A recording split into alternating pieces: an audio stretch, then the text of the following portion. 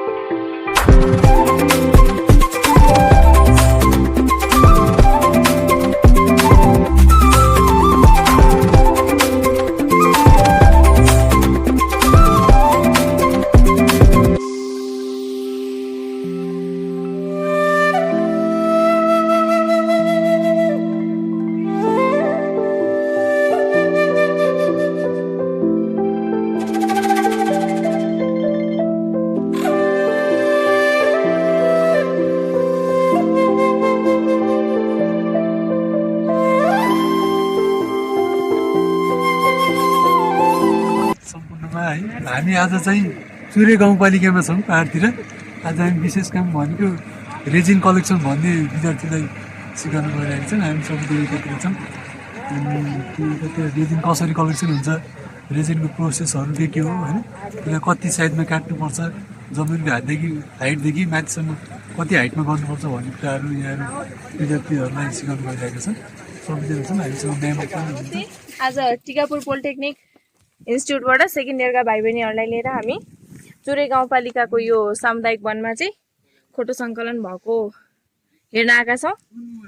Photo सङ्कलन विशेष गरी चैतदेखि कार्तिकसम्म गरिन्छ अनि फोटो सङ्कलन गर्दा चाहिँ हामीहरूले 30 सेन्टिमिटर डायमिटर भन्दा माथिको रुखहरू मात्रै सिलेक्ट गर्छौँ अनि त्यसरी सिलेक्ट गरिसकेपछि जमिनबाट लगभग 15 सेन्टिमिटरबाट हुनुपर्ने हो। यो चाहिँ अझै माथि छ, यहाँ ठाउँ पछाडिबाट लगे जस्तो छ। 50 सेन्टिमिटर माथिबाट चाहिँ हामीहरूले रिल बनाउँछौँ अनि नेपालमा फोटो सङ्कलन गर्दाखेरि चाहिँ रिल विधिबाट मात्रै सङ्कलन गर्ने गरिन्छ। त्यसमा चाहिँ सुरुमा बोक्रा ताछिन्छ। बोक्रा चाहिँ भित्र चाहिँ 32x16 को यसरी मजाले भित्र बोक्राभन्दा भित्र ताछिसकेपछि चाहिँ यसरी यो रिल्सहरू बनाइन्छ। रिलहरू बनाउँदाखेरि चाहिँ एउटा रिलदेखि अर्को रिल, यो रिल चाहिँ 16 सेन्टिमिटर × 16 सेन्टिमिटरको हुन्छ एउटा रिल अनि यो एउटा रिलदेखि अर्को रिलसम्मको डिस्टेन्स चाहिँ 2 mm हो। बिचको चाहिँ 7 mm हुनपर्छ, यसको गहिराइ चाहिँ 4 mm हुनपर्छ अनि रिलहरू यसरी तानिसकेपछि अर्को दिन आउँदै नयाँ थप्दै जाने हो। नयाँ थप्दै जाँदाखेरि यसमा चाहिँ अब केमिकल युज गर्नुपर्छ यसलाई एक्टिभेट गर्न, फोटो कन्टिन्यू आइराखोस् भनेर। फोटो कन्टिन्यू गर्नको लागि चाहिँ सल्फ्युरिक एसिड र नाइट्रिक एसिड दुइटाको 1:1 कम्बिनेसन गरेर यो कुपीमा सङ्कलन गरिन्छ। यो कुपीलाई चाहिँ यहाँ अड्डाइएको हुन्छ, यसो यो खालको यसको चाहिँ भित्र किल्ला ठोकेर यसलाई चाहिँ अड्डाइन्छ अनि यसमा चाहिँ रेगुलर फोटो सङ्कलन हुन्छ। यो सङ्कलन गरिसकेपछि चाहिँ यतापट्टि हाम्रो कन्टेनर छ, त्यो कन्टेनरमा चाहिँ स्टोर गरिन्छ। अनि एउटा जङ्गलमा चाहिँ कति रुखमा सङ्कलन गरिन्छ भन्दाखेरि यसको डायमिटर 30 सेन्टिमिटर भन्दा माथिको रुखहरूमा मात्रै सङ्कलन गरिन्छ।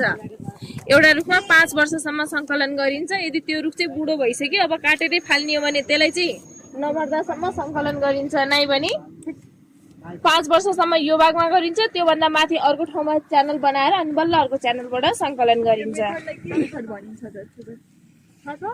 रिल मेथड, नेपालमा रिल मेथडबाट फोटो सङ्कलन गरिन्छ।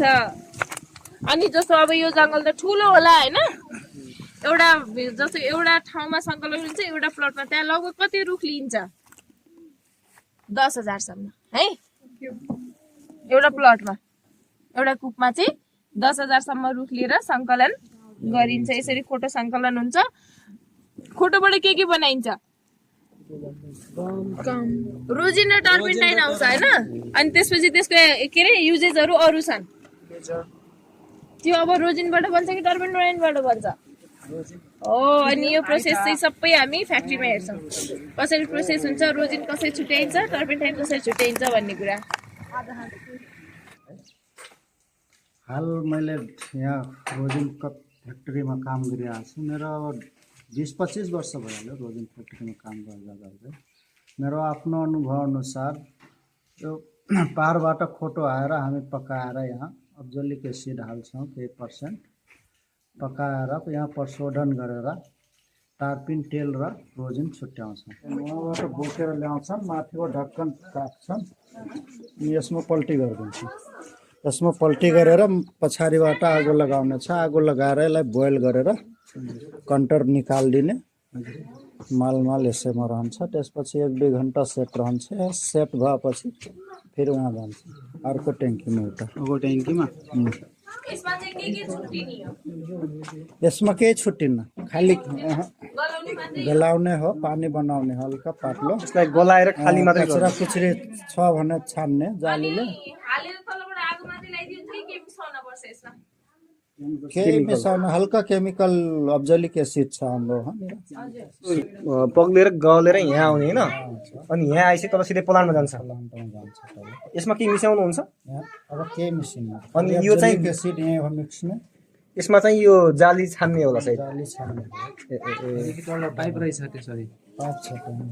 ल यसपछि सिधा तल झऱ्यो प्लान्टमा सिधै प्लान्टमा झऱ्यो होइन अनि यसमा चाहिँ के गरिन्छ यसमा पकाइने हो यसैमा हो पकाइने यसमा चाहिँ साइडबाट आगो लगाउने सिस्टम छ हजुर साइडबाट आगो लगाएर पकाउँछु यसमा यहाँ पकाएर 2 चिज आउँछ हाम्रो टार्पिन तेल अलग छुट्टिन्छ हजुर अलग छुट्टिन्छ अनि टार्पिन्टाइन तेल चाहिँ केमा कता छुट्टिन्छ टार्पिन तेल उता बाफ बनेर यता यो कन्टेनरमा यसमा टार्पिन आउँछ अनि यता चाहिँ रोजिन आउने भयो यो रोजिनको ग्रेटनिङ कस्तो हुन्छ पहिला त निस्कँदाखेरि एकदम झुटो हुन्छ गिलो हुन्छ एकदम अनि यो तपाईँको जाम कति पर्सेन्ट के निस्किने हो के अन्दाज छ होला